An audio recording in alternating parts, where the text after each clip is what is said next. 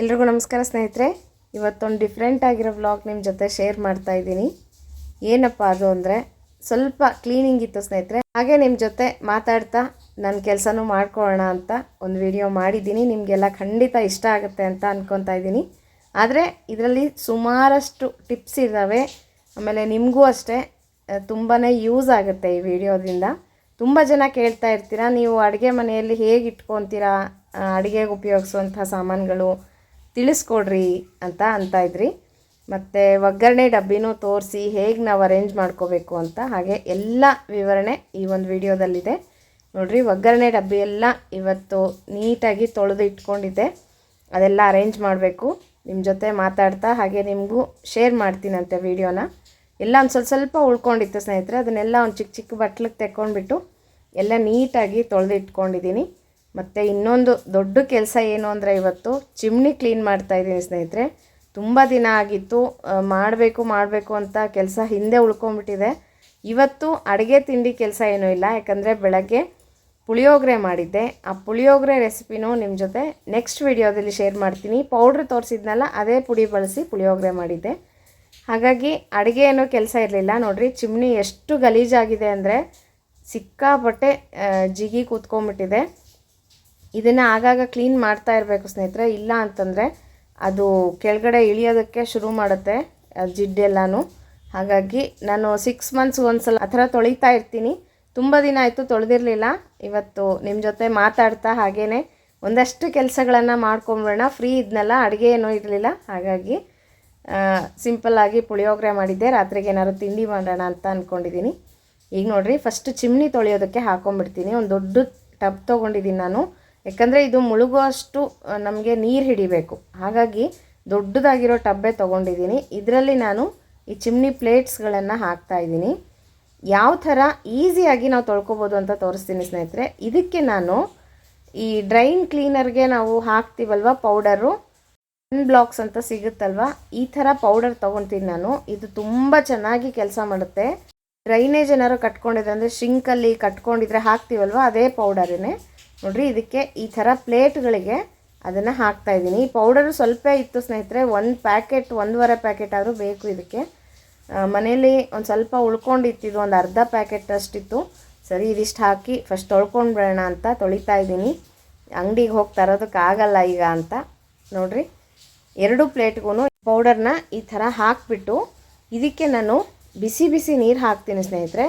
ಬಿಸಿನೀರಲ್ಲಿ ಇದನ್ನು ಒಂದು ಸ್ವಲ್ಪ ಹೊತ್ತು ನೆನೆ ಹಾಕಿಬಿಡಬೇಕು. ಇದು ಮಾತ್ರ ಹುಷಾರಾಗಿ ಮಾಡ್ಕೋಬೇಕು ಸ್ನೇಹಿತರೆ, ಯಾಕಂದರೆ ಆ ಪುಡಿ ಕೈಯಿಂದ ಮುಟ್ಟಬಾರ್ದು. ಕೈಯಿಂದ ಮುಟ್ಟಿ ಏನಾದ್ರು ನೀರು ಟಚ್ ಆಯಿತು ಅಂತಂದರೆ ತುಂಬ ಉರಿಯುತ್ತೆ, ಚರ್ಮ ಕಿತ್ಕೊಂಬರುತ್ತೆ. ಕೇರ್ಫುಲ್ಲಾಗಿ ಮಾಡ್ಕೋಬೇಕು ನೋಡಿರಿ. ಈ ಥರ ತುಂಬ ಬಿಸಿ ನೀರು ಹಾಕಬೇಕು, ಯಾಕಂದರೆ ಈ ಒಂದು ಪ್ಲೇಟ್ಗಳನ್ನು ಕ್ಲೀನ್ ಮಾಡೋದು ಚಿಮ್ನಿದು ದೊಡ್ಡ ಸಮಸ್ಯೆ ಇದು. ಬ್ರಷ್ ಹಾಕಿ ತಿಕ್ಕಿ ಅದೆಲ್ಲ ಮಾಡಿದ್ರೆ ಹೋಗ್ಬಿಡುತ್ತೆ ಪ್ಲೇಟ್ಗಳು, ಅದು ಸಿಗೋದಿಲ್ಲ ಅಂತಲೂ ಹೇಳ್ತಾರೆ ಮಾರ್ಕೆಟಲ್ಲಿ. ಅದಕ್ಕೋಸ್ಕರ ಈ ಥರ ಕ್ಲೀನ್ ಮಾಡಿಕೊಂಡ್ರೆ, ಈಗ ತಾನೇ ನಾನು ಪೌಡರ್ ಹಾಕಿದ್ದೀನಿ ಅಷ್ಟೇ, ಬಿಸಿನೀರು ಹಾಕಿದ್ದೀನಿ, ಎಷ್ಟು ಜಿಡ್ಡು ಬಿಟ್ಕೊಂಡು ಬರ್ತಾ ಇದೆ ನೀವು ನೋಡ್ತಾ ಇದ್ದೀರಾ ಸ್ನೇಹಿತರೆ. ಮೇಲೆಲ್ಲ ಜಿಡ್ಡು ತೇಲ್ತಾ ಇದೆ. ಇದಿನ್ನೂ ಈಗ ಶುರುವಾಗ್ತಾ ಇದೆ. ಒಂದು ಅರ್ಧ ಗಂಟೆಲಿ ನಿಮಗೆ ತೋರಿಸ್ತೀನಿ ಯಾವ ಥರ ಎಲ್ಲ ಬಿಟ್ಕೊಂಡ್ಬಿಡುತ್ತೆ ಆ ಜಿಡ್ಡೆಲ್ಲನೂ ಅಂತ. ಜಾಸ್ತಿ ಉಜ್ಜೋ ಅವಶ್ಯಕತೆ ಏನೂ ಇರೋದಿಲ್ಲ ನೋಡಿರಿ. ಈ ಥರ ಅದು ಮುಳುಗಬೇಕು ಒಳಗಡೆ ಪ್ಲೇಟು, ಕಾಣಿಸ್ತಾ ಇದೆಯಲ್ಲ, ಇಷ್ಟು ಮುಳುಗುವಷ್ಟು ಬಿಸಿನೀರಲ್ಲಿ ಇದನ್ನು ಒಂದು 1 ಅವರ್ ಅಷ್ಟು ನೆನೆಸ್ಬಿಡೋಣಂತೆ. ಅಷ್ಟೊತ್ತಿಗೆ ನಾನೆಲ್ಲ ಕೆಲಸ ಮುಗಿಸ್ಕೊಂಡು ಬರ್ತೀನಿ, ಅದೆಲ್ಲ ಕ್ಲೀನ್ ಆಗಿರುತ್ತೆ. ನಿಮಗೆ ತೋರಿಸ್ತೀನಿ ಯಾವ ಥರ ಕ್ಲೀನ್ ಆಗುತ್ತೆ ಅಂತ. ಇದನ್ನ ಇಲ್ಲಿಗೆ ಬಿಟ್ಟು ಹೋಗೋಣ ಬನ್ನಿ. ಈಗ ಅಡುಗೆ ಮನೆಗೆ ಹೋಗೋಣ ಸ್ನೇಹಿತರೆ. ತುಂಬ ದಿನದಿಂದ ಅಂದ್ಕೊತಾ ಇದ್ದೆ ಇದನ್ನೆಲ್ಲ ಕ್ಲೀನ್ ಮಾಡ್ಕೋಬೇಕು. ನಾನು ಇಲ್ಲೇನು ರ್ಯಾಕ್ ತೋರಿಸ್ತಾ ಇದ್ದೀನಲ್ಲ, ಇಲ್ಲಿ ಏನೇನು ಸಾಮಗ್ರಿಗಳನ್ನು ಇಡ್ತೀನಿ ಅಂತ ತೋರಿಸ್ತೀನಿ ನಿಮಗೆ. ಕಾಫಿ ಪುಡಿ ಸ್ನೇಹಿತರೆ, ಗಾಜಿನ ಬಾಟ್ಲಿಲಿ ಹಾಕಿಟ್ರೆ ಕಾಫಿ ಪುಡಿ ಎಷ್ಟು ದಿನ ಆದರೂ ನಿಮಗೆ ಆ ಫ್ರೆಶ್ನೆಸ್ ಹಾಗೇ ಇರುತ್ತೆ. ತುಂಬ ಚೆನ್ನಾಗಿರುತ್ತೆ ಕಾಫಿ ಪುಡಿ. ಹಾಗಾಗಿ ನಾನು ಈ ಗಾಜಿನ ಬಾಟ್ಲಿಲಿ ಕಾಫಿ ಪುಡಿ ಹಾಕಿಟ್ಟಿರ್ತೀನಿ. ಇಲ್ಲೆಲ್ಲ ನನಗೆ ಅರ್ಜೆಂಟಿಗೆ ಬೇಕಾಗಿರುವಂಥ ಸಾಮಗ್ರಿಗಳನ್ನು ಇಟ್ಕೊತೀನಿ. ನೆಕ್ಸ್ಟು ಉಪ್ಪು, ಪುಡಿ ಉಪ್ಪು ಮತ್ತು ಸಕ್ಕರೆ, ಕಾಫಿಗೆ ಹಾಲಿಗೆ ಎಲ್ಲ ಬೇಕಲ್ವ, ಅದಕ್ಕೋಸ್ಕರ. ಮತ್ತು ಇದೇನು ಡಬ್ಬಿ ಅಂತಂದರೆ, ಒಂದು ಅರಿಶಿನದ ಪುಡಿದು ಅಡುಗೆಗೆ ಉಪಯೋಗಿಸೋದು, ಮತ್ತು ಇನ್ನೊಂದು ಕಲ್ಲು ಸಕ್ಕರೆ ಸ್ನೇಹಿತರೆ. ತುಂಬ ಕಲ್ಲು ಸಕ್ಕರೆ ಇತ್ತು ಮನೆಯಲ್ಲಿ, ಒಂದು ಡಬ್ಬಿಗೆ ಹಾಕಿ ಇಡೋಣ ಅಂತ ಇಟ್ಟಿದ್ದೀನಿ. ಮತ್ತು ಒಂದು ಸ್ಕ್ರೂ ಡ್ರೈವರ್ ಇಟ್ಕೊಂಡಿರ್ತೀನಿ ನಾನು ಯಾವಾಗಲೂ. ಯಾಕೆ ಅಂದರೆ ಅರ್ಜೆಂಟಾಗಿ ನನಗೆ ಕುಕ್ಕರ್ ಏನಾದರೂ ಹ್ಯಾಂಡಲ್ ಲೂಸ್ ಆದರೆ ಹೋಗಿ ಸ್ಕ್ರೂ ಡ್ರೈವರ್ ಹುಡ್ಕೊಂಡು ಬಂದು ಮಾಡೋಷ್ಟು ಓಪಿಗೆ ಇರೋದಿಲ್ಲ ಬೆಳಗ್ಗೆ ಹೊತ್ತಲ್ಲಿ. ಹಾಗಾಗಿ ಅರ್ಜೆಂಟಿಗೆ ಬೇಕಾಗುತ್ತೆ ಅಂತ ಒಂದು ಇಟ್ಕೊಂಡಿರ್ತೀನಿ. ಇನ್ನು ಎರಡನೇ ರ್ಯಾಕಲ್ಲಿ ಕಡಲೆಬೇಳೆ ಉದ್ದಿನಬೇಳೆ ಡಬ್ಬಿಗಳು ಮತ್ತು ಜೀರಿಗೆ ಸಾಸಿವೆ ಮೆಂತ್ಯ ಇದನ್ನೆಲ್ಲ ಹಾಕಿ ಇಟ್ಕೊಂಡಿರ್ತೀನಿ. ಮತ್ತು ಮೇಲ್ಗಡೆ ಸೋಡಾ ಪುಡಿ, ಸ್ವಲ್ಪ ಏನಾದರೂ ಪುಡಿಗಳು ಉಳಿದಿರುತ್ತಲ್ಲ, ಬಿಸಿ ಉಪ್ಪಿನಕಾಯಿ ಪುಡಿ ಮಾಡಿರ್ತೀವಿ, ಅದೊಂದು ಸ್ವಲ್ಪ ಉಳ್ಕೊಂಡಿರುತ್ತೆ, ಅದನ್ನು ಹಾಗೆ ನಾನು ಒಂದು ಡಬ್ಬಿಗೆ ಹಾಕಿ ಇಟ್ಟಿರ್ತೀನಿ. ಮತ್ತು ಇದು ಹಾಲಿನ ಪುಡಿ ಸ್ನೇಹಿತರೆ. ಈ ಸಲ ಯಾವಾಗಾದರೂ ಇನ್ನೊಂದು ಸಲ ಕೇಕ್ ಮಾಡಿದಾಗ ನಿಮಗೆ ತೋರಿಸ್ತೀನಿ. ಮೊನ್ನೆ ಸಲ ಕೇಕ್ ಮಾಡಿದಾಗ ತಂದಿದ್ದೆ ಹಾಲಿನ ಪುಡಿ, ಹಾಗೆ ಉಳ್ಕೊಂಡಿದೆ, ಅದನ್ನು ಹಾಗೆ ಇಟ್ಟಿದ್ದೀನಿ. ಎಲ್ಲ ತೆಕ್ಕೊಂಡ್ಬಿಟ್ಟು ಇದರಲ್ಲಿ ಪೇಪರೆಲ್ಲ ತುಂಬ ಗಲೀಜಾಗಿತ್ತು, ಅದನ್ನೆಲ್ಲ ತೆಗೆದಿದ್ದೀನಿ. ಈಗ ಈ ಸ್ಟ್ಯಾಂಡನ್ನು ಫಸ್ಟು ವಾಶ್ ಮಾಡ್ಕೊಂಡ್ಬಿಡ್ತೀನಿ ಸ್ನೇಹಿತರೆ. ತುಂಬ ಗಲೀಜಾಗಿತ್ತು, ಒಂದು ಸ್ವಲ್ಪ ಜಿಗಿ ಕೂತ್ಕೊಂಡಿತ್ತು. ನಾವೆಷ್ಟೇ ಚಿಮ್ನಿ ಬಳಸಿದ್ರೂ ಒಂದೊಂದು ಸಲ ಒಗ್ಗರಣೆ ಅದು ಹಾಕ್ತಾ ಇರ್ತೀವಲ್ವ ಸ್ನೇಹಿತರೆ, ಅದು ಪಾತ್ರೆಗಳ ಮೇಲೆ ಅಲ್ಲಿ ಇಲ್ಲಿ ಬಂದು ಕೂತ್ಕೊಳ್ಳುತ್ತೆ ಕಿಟಕಿಗಳಿಗೆ. ಹಾಗಾಗಿ ನಾನು ಅವಾಗವಾಗ ಕ್ಲೀನ್ ಮಾಡ್ತಾನೆ ಇರ್ತೀನಿ. ಇನ್ನು ಹಬ್ಬಗಳು ಬರ್ತಾ ಇದೆ ಅಂತಂದರೆ ಒಂದೇ ಸಲ ಎಲ್ಲ ಕ್ಲೀನಿಂಗ್ ಇಟ್ಕೊಂಡ್ರೆ ತುಂಬ ಸ್ಟ್ರೈನ್ ಆಗಿಬಿಡುತ್ತೆ. ಹಾಗಾಗಿ ಒಂದು ಸ್ವಲ್ಪ ನಮಗೆ ಯಾವ್ದು ಆಗುತ್ತೋ ಅದನ್ನೆಲ್ಲ ಕ್ಲೀನ್ ಮಾಡ್ಕೊತಾ ಇದ್ದರೆ ನಮಗೂ ಸುಲಭ ಆಗುತ್ತೆ ಮತ್ತು ತುಂಬ ಗಲೀಜಾಗೋದಿಲ್ಲ ಸ್ನೇಹಿತರೆ. ಇನ್ನೊಂದು ವಿಷಯ ಏನು ಅಂದರೆ, ನನಗೆ ಸ್ವಲ್ಪ ಕ್ಲೀನಾಗಿ ಇರಬೇಕು ಎಲ್ಲ ಕಡೆಯೂ. ಹಾಗಾಗಿ ಒರೆಸೋದು ತೊಳೆಯೋದು ಇದನ್ನೆಲ್ಲ ಮಾಡ್ತಾನೆ ಇರ್ತೀನಿ. ರಾತ್ರಿ ಮಲಗೋ ತನಕನೂ ಮಾಡ್ತೀನಿ ಸ್ನೇಹಿತರೆ. ನಮ್ಮ ಮನೆಯವರು ಸ್ವಲ್ಪ ರೇಗಿಸ್ತಾ ಇರ್ತಾರೆ, ಎಷ್ಟು ಅಂತ ಕ್ಲೀನ್ ಮಾಡ್ತೀಯಾ ಬಿಡು ಅಂತ ಬೈತಾ ಇರ್ತಾರೆ. ಅದೊಂಥರ ಡಿಸೀಸ್ ಅಂದ್ಬಿಡ್ತಾರೆ ನಮ್ಮ ಮನೆಯವರು. ಹಾಗಾಗಿ ತಮಾಷೆ ಮಾಡ್ತಾ ಇರ್ತಾರೆ ಅವ್ರು ನನಗೆ ಯಾವಾಗ್ಲೂ, ನಿಂಗೇನೋ ಪ್ರಾಬ್ಲಮ್ ಇದೆ ಅಂತ. ಆದರೆ ನನಗೆ ಅದೇನೋ ಗೊತ್ತಿಲ್ಲ ಸ್ನೇಹಿತರೆ, ಸ್ವಲ್ಪ ನನಗೆ ಕ್ಲೀನ್ನೆಸ್ ಜಾಸ್ತಿ. ನಾನು ಎಲ್ಲನೂ ಕ್ಲೀನಾಗಿರಬೇಕು, ಧೂಳು ಕೂತ್ಕೊಂಡಿರಬಾರ್ದು ಅಂತ. ಹಾಗಾಗಿ ಏನೋ ಒಂದು ಮಾಡ್ತಾನೆ ಇರ್ತೀನಿ. ಈ ಥರ ನೋಡಿರಿ, ನೀಟಾಗಿ ತೊಳ್ಕೊಂಡ್ಬಿಟ್ರೆ ಸ್ಟ್ಯಾಂಡನ್ನ ಎಷ್ಟು ಚೆನ್ನಾಗಿ ಪಳಪಳ ಅಂತ ಹೊಸದಾಗಿ ಆದಂಗೆ ಆಗುತ್ತೆ. ನೋಡಿರಿ, ವಿಮ್ ಲಿಕ್ವಿಡ್ ಹಾಕಿ ತೊಳಿತೀನಿ ನಾನು. ಇದಿಷ್ಟು ಇವತ್ತು ಎಕ್ಸ್ಟ್ರಾ ಕೆಲಸ ಮಾಡಿಕೊಂಡೆ ಸ್ನೇಹಿತರೆ. ತುಂಬ ದಿನದಿಂದ ಅನ್ಕೊತಾ ಇದೆ ಮಾಡ್ಕೋಬೇಕು ಅಂತ. ನೋಡಿರಿ ಎಷ್ಟು ಪಳಪಳ ಅಂತ ಹೊಳಿತಾ ಇದೆ. ಈಗ ಇದನ್ನೆಲ್ಲ ಅರೇಂಜ್ ಮಾಡ್ಕೊಂಬಿಡೋಣ. ನಾನು ಒಂದು ನ್ಯೂಸ್ ಪೇಪರ್ನ ಹಾಕ್ತಾಯಿದ್ದೀನಿ, ಯಾಕಂದರೆ ಕೆಳಗಡೆ ಎಲ್ಲ ಜಾಲರಿ ಥರ ಇದೆಯಲ್ಲ, ಏನಾದ್ರು ಇಟ್ಟರೆ ಬಿದ್ದು ಹೋಗ್ಬಿಡುತ್ತೆ. ಅದಕ್ಕೋಸ್ಕರ ನೀಟಾಗೂ ಇರುತ್ತೆ ನೋಡೋದಕ್ಕೂ. ಹೀಗೆ ಫಸ್ಟ್ ಎಲ್ಲ ಪೇಪರೆಲ್ಲ ನೀಟಾಗಿ ಅರೇಂಜ್ ಮಾಡ್ಕೊಂಡ್ಬಿಟ್ಟು ಒಂದೊಂದೇ ಡಬ್ಬಿಗಳನ್ನು ಇಟ್ಕೊಂಡ್ಬಿಡ್ತೀನಿ. ನಿಮ್ಮ ಜೊತೆ ಈ ಥರ ಶೇರ್ ಮಾಡ್ತಾಯಿದ್ರೆ ನನಗೂ ಖುಷಿ ಆಗುತ್ತೆ. ಮತ್ತು ನಿಮಗೂ ಒಂದು ಸ್ವಲ್ಪ ಏನಾದರೂ ಟಿಪ್ಸ್ ಸಿಕ್ಕಂಗೆ ಆಗುತ್ತೆ. ಯಾವ ಥರ ಇಟ್ಕೋಬೇಕು ಅಡುಗೆ ಮನೆಯಲ್ಲಿ. ನಮಗೆ ಬೆಳಗ್ಗೆ ಹೊತ್ತಲ್ಲಿ ಗಡಿಬಿಡಿಯಲ್ಲಿ ತುಂಬ ಬೇಗನೆ ಎಲ್ಲ ಸಾಮಗ್ರಿಗಳು ಕೈಗೆ ಸಿಗೋ ಹಾಗಿರಬೇಕು ಸ್ನೇಹಿತರೆ. ಹುಡ್ಕೊಂಡು ಕೂತ್ಕೊಳ್ಳೋಕ್ಕಾಗಲ್ಲ. ಈಗ ನೋಡಿರಿ, ಕೆಳಗಿನ ಫಸ್ಟ್ ರೋ ಅಲ್ಲಿ ನಾನು ಹೇಳಿದ್ನೆಲ್ಲ ಕಲ್ಲು ಸಕ್ಕರೆ ಇತ್ತು ಎಷ್ಟೊಂದು ಅಂತ ಒಂದು ಡಬ್ಬಿಗೆ ಹಾಕಿ ಇಟ್ಟಿದ್ದೀನಿ. ಯಾವಾಗಾದರೂ ಕಷಾಯಗಳು ಏನಾದ್ರು ಮಾಡಿದಾಗ ಬಳಸೋದಕ್ಕಿರುತ್ತೆ ಅಂತ. ಮತ್ತು ಅರಿಶಿನ ಪುಡಿ ಮತ್ತು ಸಕ್ಕರೆ, ಉಪ್ಪು, ಕಾಫಿ ಪುಡಿ ಇದಿಷ್ಟನ್ನು ಕೆಳಗಡೆ ಇಟ್ಕೊಂಡಿರ್ತೀನಿ ಫಸ್ಟ್ ರೋ ಅಲ್ಲಿ. ಬೇಗನೆ ಸಿಗುತ್ತೆ ಮತ್ತು ನಮ್ಗೆ ಈಸಿ ಆಗುತ್ತೆ. ಯಾರಾದರೂ ಮನೇಲಿ ಬಂದವ್ರು ನೋಡಿದ ತಕ್ಷಣ ಗುರ್ತು ಹಿಡಿತಾರೆ, ಓ ಇಲ್ಲೇ ಇದೆಯಲ್ಲ ಅಂತ. ಮತ್ತು ಈಗ ಮೇಲ್ಗಡೆ ಮಧ್ಯದಲ್ಲಿ ಸಾಸಿವೆ, ಮೆಂತ್ಯ ಮತ್ತು ಜೀರಿಗೆ ಡಬ್ಬ ನಾನು ಅಂಗಡಿಯಿಂದ ತಂದ ತಕ್ಷಣ ಈ ಥರ ಡಬ್ಬಿಗಳಿಗೆ ಹಾಕಿ ಇಟ್ಬಿಡ್ತೀನಿ. ಕವರ್ಗಳಲ್ಲಿ ಏನೂ ಇಟ್ಕೊಳ್ಳೋದಿಲ್ಲ. ಆಮೇಲೆ ಇದನ್ನು ನಾನು ಒಗ್ಗರಣೆ ಡಬ್ಬಿಗೆ ತುಂಬಿಟ್ಕೊತೀನಿ. ಈ ಕಡೆ ಸ್ಟೀಲಿಂದು ಕಡಲೆಬೇಳೆ ಉದ್ದಿನಬೇಳೆ ಮತ್ತು ಇಂಗು ಇದಿಷ್ಟು ಸೆಕೆಂಡ್ ರೋ ಆಯಿತು. ಇನ್ನು ಲಾಸ್ಟ್ ರೋ ಅಲ್ಲಿ ನೋಡಿರಿ, ಹಾಲಿನ ಪುಡಿ ಎಕ್ಸ್ಟ್ರಾ ಏನಾದರೂ ಸಾಮಾನಿದ್ರೆ ಇಟ್ಕೊತೀನಿ. ಇದೊಂದು ಸ್ವಲ್ಪ ಸಾಸಿವೆ ಪುಡಿ ಮಿಕ್ಕಿತ್ತು, ಅದನ್ನು ಇಟ್ಕೊಂಡೆ. ಇದು ಉಪ್ಪಿನಕಾಯಿ ಪುಡಿ, ಮತ್ತು ಇದಂತೂ ನಮಗೆ ಬೇಕೇ ಬೇಕು, ಕುಟಾಣಿ ಏನಾದರೂ ಕುಟ್ಕೊಳ್ಳೋದಕ್ಕೆ ಬೇಗ ಅರ್ಜೆಂಟ್ಗೆ ಅಂತ, ಏಲಕ್ಕಿ ಆ ಥರ, ಮತ್ತು ಸೋಡಾ ಪುಡಿ ಇದಿಷ್ಟು ಮೇಲ್ಗಡೆ ಆಯಿತು ಸ್ನೇಹಿತರೆ. ತುಂಬ ಸಿಂಪಲ್ಲಾಗಿ ನೀಟಾಗಿ ಎಲ್ಲನೂ ಅರೇಂಜ್ಮೆಂಟ್ ಆಯಿತು. ಈ ಥರ ಒಂದು ರ್ಯಾಕ್ ತೊಗೊಂಬಿಟ್ರೆ ನಮ್ಗೆ ಎಷ್ಟು ಯೂಸ್ ಆಗುತ್ತೆ ಸ್ನೇಹಿತರೆ. ಮತ್ತು ಇಲ್ಲಿ ನೋಡಿರಿ, ಇಲ್ಲೊಂದು ಸಜ್ಜಾ ಥರ ಇದೆಯಲ್ಲ, ಇದ್ರ ಮೇಲ್ಗಡೆ ನಾನು ಇದರಲ್ಲಿ ಎಲ್ಲ ಇಟ್ಕೊಂಡಿರ್ತೀನಿ. ಚಾಕುಗಳು ಮತ್ತು ಫೋರ್ಕು, ಆಮೇಲೆ ಲೈಟರು, ಈ ಥರ ಎಲ್ಲ ಇಟ್ಕೊಂಡಿರ್ತೀನಿ. ಮತ್ತು ಇಲ್ಲಿ ಒಂದು ಟಿಶ್ಯೂ ಪೇಪರ್ದು ಇದು ಇಟ್ಕೊಂಡಿರ್ತೀನಿ. ಮತ್ತು ಇಲ್ಲೆಲ್ಲ ಜಾರ್ಗಳು, ಮಿಕ್ಸಿ ಜಾರ್ಗಳು ಇಟ್ಟಿರ್ತೀನಿ. ಇದನ್ನು ತೊಳೆದಿಟ್ಟಿದ್ದೀನಿ ಸ್ನೇಹಿತರೆ. ಇದೇನೆಂದರೆ ಅಡಿಕೆ ಪುಡಿ, ಇದು ಡಬ್ಬಿ ಅಡಿಕೆ ಪುಡಿ ಖಾಲಿಯಾಗಿದೆ, ಮಾಡಬೇಕು. ಮತ್ತು ಇಲ್ಲಿ ಅಷ್ಟೇ ಏನಾದರೂ ಉಳಿದಿರೋ ಪುಡಿಗಳು ಅದು ಆ ಥರ ಎಕ್ಸ್ಟ್ರಾ ಐಟಮ್ಸ್ ಇಟ್ಕೊಂಡಿರ್ತೀನಿ. ಮತ್ತು ಇದು ಶುಂಠಿ ಪುಡಿ ಒಂದು ಸ್ವಲ್ಪ ಉಳಿದಿತ್ತು, ಒಂದು ಡಬ್ಬಿ ಖಾಲಿ ಇತ್ತು, ಅದಕ್ಕೆ ಹಾಕಿ ಇಟ್ಕೊಂಡೆ. ಮತ್ತು ಇದು ಜೋನಿ ಬೆಲ್ಲ ಮತ್ತು ಜೇನುತುಪ್ಪ ಸ್ನೇಹಿತರೆ. ಈಗ ನೋಡ್ತಾ ಇರೋ ಬಾಟಲ್ಲು ಇದು ಆಯುರ್ವೇದಿಕ್ ಮೆಡಿಸನ್ ಸ್ನೇಹಿತರೆ. ಹೊಟ್ಟೆ ಉಬ್ಬರ ಅಥವಾ ಜೀರ್ಣ, ಗ್ಯಾಸ್ಟ್ರಿಕ್ ಥರ ಏನಾದರೂ ಆಗಿದ್ದರೆ ಇದನ್ನು ನಾನು ತೊಗೊತೀನಿ. ತುಂಬ ಒಳ್ಳೆಯ ಔಷಧಿ. ಎಷ್ಟು ಬೇಗ ರಿಲೀಫ್ ಆಗುತ್ತೆ. ಹೊಟ್ಟೆ ಪ್ರಾಬ್ಲಮ್ಸ್ ಏನಿದ್ರೂ ಇದು ಸಮಸ್ಯೆಗಳು ಕ್ಲಿಯರ್ ಆಗುತ್ತೆ. ಇಲ್ಲೆಲ್ಲ ನಾನು ಸ್ಟೀಲ್ ಪಾತ್ರೆಗಳನ್ನು ಇಟ್ಕೊಂಡಿರ್ತೀನಿ ಅಡುಗೆಗೆ ಬೇಕಾಗಿರೋ ಅಷ್ಟನ್ನು. ಇಲ್ಲಿ ನೋಡ್ರಿ ಬಕೆಟ್ ತೊಗೊಂಡು ಬಂದಿದೆ, ತುಂಬ ಚೆನ್ನಾಗಿತ್ತು ಸ್ನೇಹಿತರೆ. ಮೊಸರು ಏನಾದರೂ ಹಾಕಿಟ್ಕೋಬೋದು, ಒಂದು 1/4 ಲೀಟ್ರಷ್ಟು ಮೊಸರು ಹಿಡಿಯುತ್ತೆ ಇದರಲ್ಲಿ. ಸುಮ್ಮನೆ ಚೆನ್ನಾಗಿತ್ತಲ್ಲ ಅಂತ ತೊಗೊಂಡಿದ್ದಾಯಿತು. ಇದಿಷ್ಟು ಇಲ್ಲಿ ಇಟ್ಕೊಂಡಿರ್ತೀನಿ. ಇನ್ನು ಮೇಲಿನ ಸಜ್ಜಾದಲ್ಲಿ ಹಿಟ್ಟುಗಳು, ಬೇಳೆಗಳು ಇದನ್ನೆಲ್ಲ ಲೈನಾಗಿ ಜೋಡಿಸ್ಕೊಂಡಿದ್ದೀನಿ, ನೋಡ್ತಾ ಇದ್ದೀರಲ್ವ.